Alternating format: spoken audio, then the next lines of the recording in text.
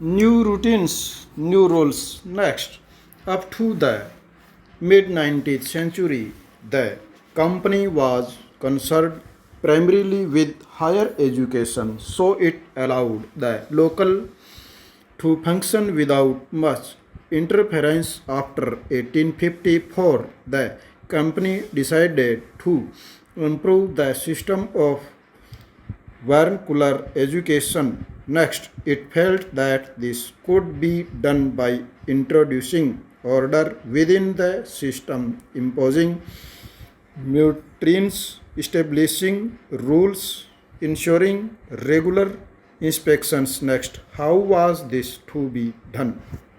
What measures did the company undertake? It appointed a number of government pandits, each in charge of looking after 4 to 5 schools. The task of the pandit was to visit the try and improve the standard to teaching.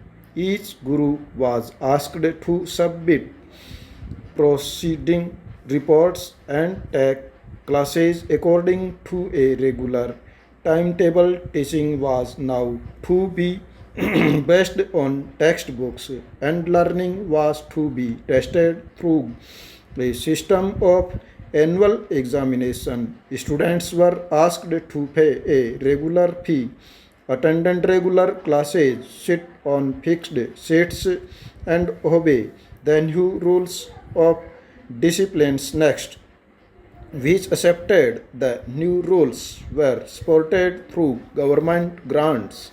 Those who were unwilling to work within the new system received no government support. Our time gurus who wanted to retain their independence found it difficult to compete with the government aided and regulated. Next, the new rules and routines had another consequences. In the earlier system. Children from poor peasants' families had been able to go to pushbacks since the timetable was fixable. The discipline of the new system demanded regular attendance even during harvest time when children of poor families had to work in the fields. Liabilities, inabilities to attend a school camp to be seen as indiscipline is evidence of the lack for desire to learn. Next, the agenda for a national education. Next, British officials were not the only people thinking about education in India. From the early 19th century, many thinkers from different parts of India began to talk of the need for a wider spread of the education. Impressed with the developments in Europe, some Indians felt that Western education would help modernize India. They urged the British to open more schools, colleges, and universities and spend more money on education. You will read about some of these efforts in chapter 8 and 9. There were other Indians, however, who reacted against Western education. Mahatma Gandhi and Rabindranath Tagore were two such individuals. Next, let us look at what way they had say English education is involved as Mahatma Gandhi argued that colonial education created a sense inferiority in the minds of Indians. It made them see Western civilization as superior and destroyed the pride they had in their own culture. Next, there was poison in the education, said Mahatma Gandhi. It was sinful. It insulted Indians. It cast an evil spell on them.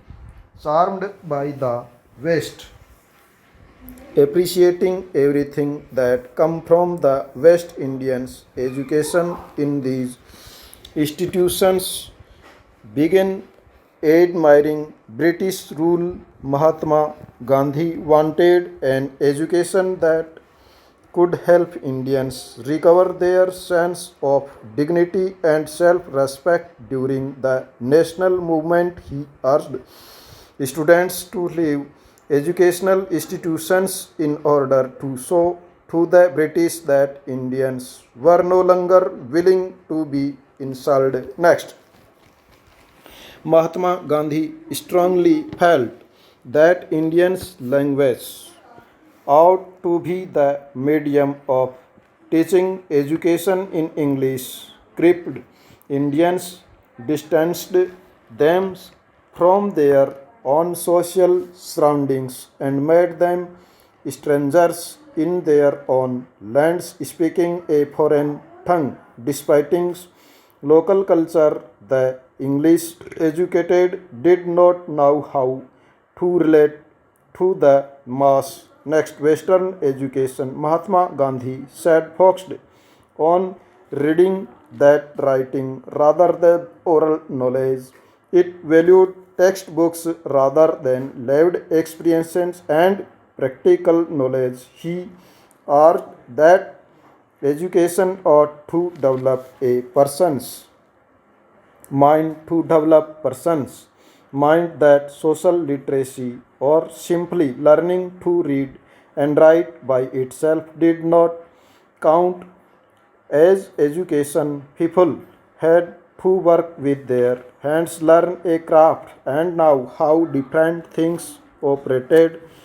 This would develop their mind and their capacity of understand. Next, Mahatma Gandhi argued that colonial education created a sense of inferiority in the minds of Indians. It made them say Western civilization is superior and destroyed the pride they had to their own culture. There was poison in this education, said Mahatma Gandhi. It was sinful. It insulted Indians. It cast an evil spell on them. Charmed by the West, appreciating everything that came from the West, Indians educated in these institutions began admiring British rule.